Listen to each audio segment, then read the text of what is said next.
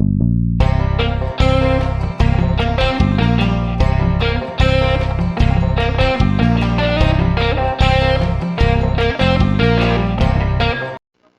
everyone, welcome back to another video.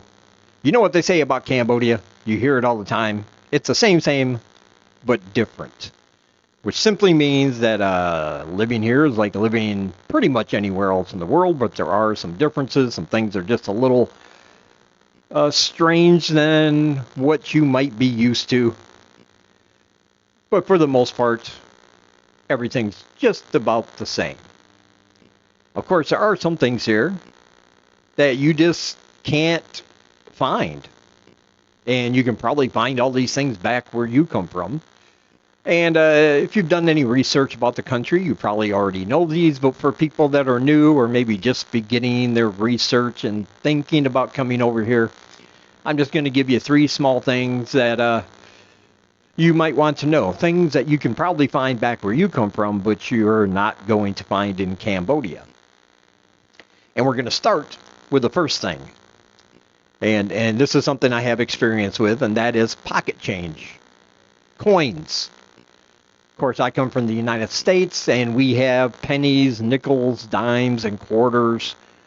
And I usually have a glass jar. I used to put them all in, and when that got full, I take it down to the coin exchange place there. They had a machine, and they took 12%. Those greedy heathens. But you dump all your change in, you get a receipt, you take it to the cashier, get some actual USD bills in exchange for your coins. But here they don't have, and they don't use any coins of any kind.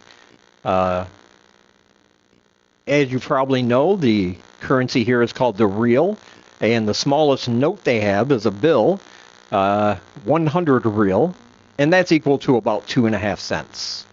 500 real note is about 12.5 cents, and of course, the 1,000 real note is worth the equivalent of 25 cents USD. But they don't use coins. I didn't know that when I first came here. In my luggage was a gallon-sized Ziploc bag full of coins because I didn't know any better. And eventually, after a couple of years of lugging that around Cambodia, I finally got rid of it to somebody who was going back to the United States. They could use it, and then they gave me the paper money in exchange. And I gave them a few bucks off, so, for their trouble. But I didn't know that at first. So if you're coming over here, you don't have to worry about coins or any kind of pocket change because it's only paper money that they use here. Another thing you won't find in Cambodia is snow. And I didn't know this until recently, but there's never been an official recorded event of snow in the Kingdom of Cambodia. It just doesn't snow here. Of course, it's a tropical location, and it's hot all year round. I mentioned that several times on this channel. But I thought at least once, maybe in its history, there would have been a certain weather event that might have predicated some snow, but there is not. Now, I know back home, where I come from, some people love the winter. Winter is their favorite season. They love the snow. They like to go hunting. They like to go snowmobiling. They like the cold and the crispness of the air. But not me. Man, one thing I will never ever miss is the snow and everything that accompanies it, like the ice and the freezing temperatures. And I lived in West Michigan, right by Lake Michigan, so we got what they would call lake effect winters, which made it much worse than if you were living inland, a little bit further to the middle of the state of Michigan there. And it was miserable. I'm way too old for that stuff, man. I didn't like having to get bundled up just to go out and start my car, brush a foot of snow off of it, scrape the windshield of the ice, and waste gas waiting for it to warm up just so I could go to the store and come back 10 minutes later. It took a half hour to get all that done just to go and for a 10-minute little drive to the store and back. So it's something I definitely don't miss. But if you're a cold weather person and maybe you like the 4 seasons, you know, the full effect of all the seasons, uh, you're not really going to find that here. Cambodia does have some cooler months. Unfortunately, now we are in April and almost, and you are not going to find that here now. We're getting to the hottest part of the year. Temperatures have been going up. As you'll see later in this video, we did get a good rainstorm though. So that felt really, really good. And man, it was a doozy. Also later in this video, you're going to see me cooking with Kelly from Autumn in Asia. We made burritos the last time I was over there, so I got some footage of that. So just a few minutes, you'll get to see all that too. And something else you don't really find in Cambodia is I don't want to say there is a music scene here. There's some very talented locals, some very talented expats that come together and either sing by themselves or they form different groups, and they do very well playing at different bars and open mics. I mean, there's a lot of music here. Wherever you go, you're going to hear some kind of music. But if you're into big concerts, like from, you know, these big bands and big performers, you know, the world famous name ones, and you like going to concerts like that, you're probably not going to find that here in Cambodia.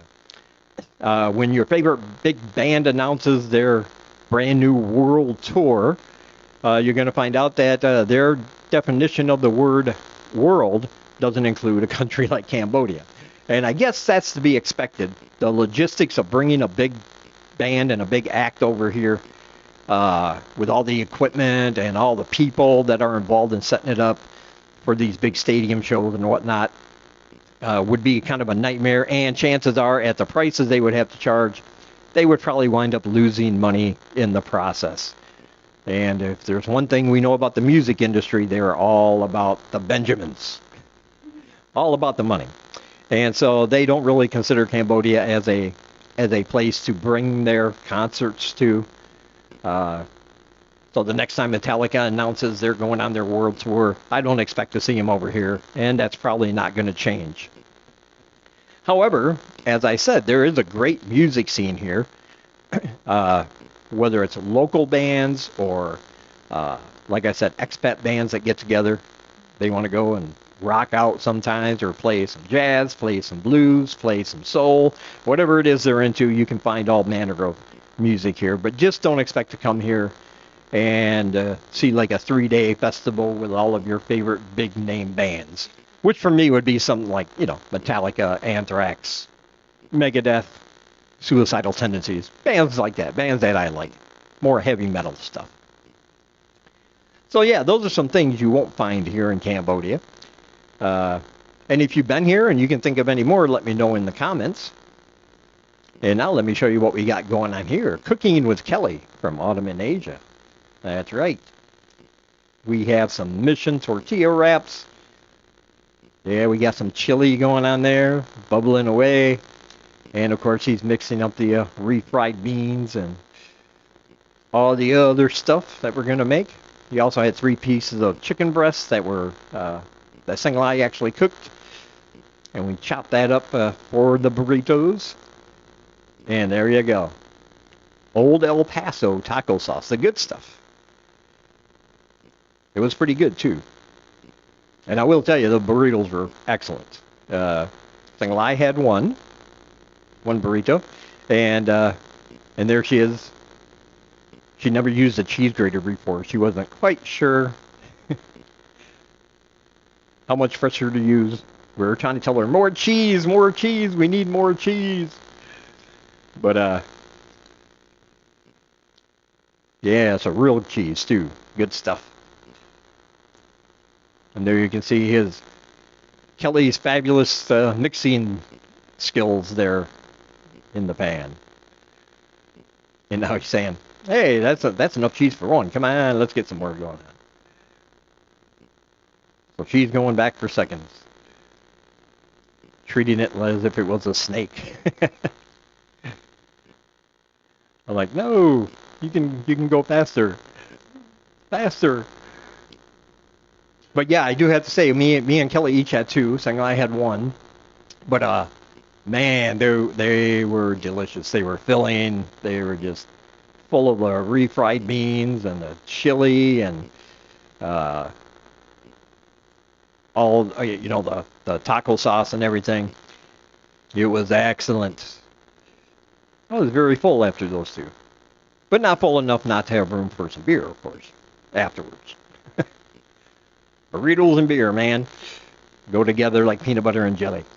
Now we're getting some of those tortilla shells ready. Yeah, boy. As you can see there in his apartment, he's got one of those two burner, I believe it's propane.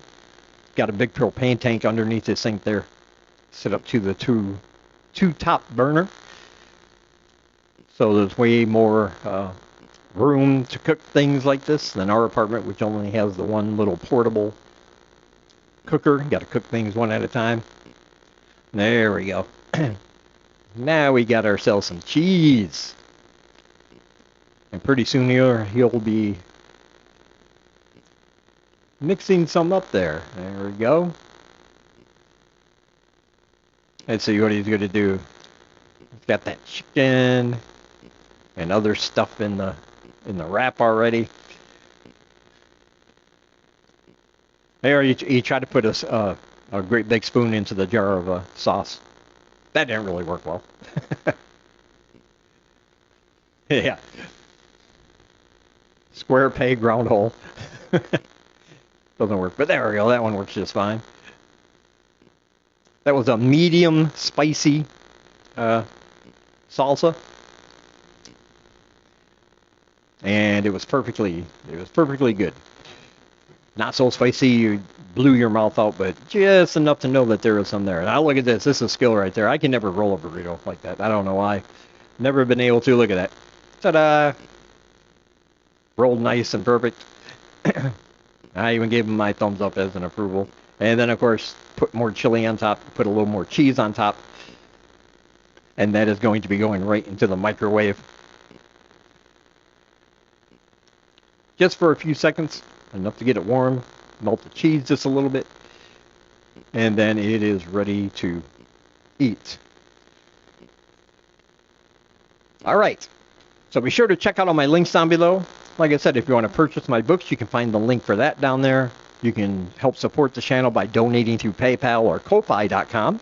That's always appreciated. We love our supporters and we thank you. And there are other channels vlogging from this part of the world. They are all listed down below. Be sure to check all those out. Good channels, good information, beautiful sites. You don't want to miss that. And of course, my other channel, Horror Reads, is down below. So check that out if you like horror books. All right. I will talk to you guys in the next one.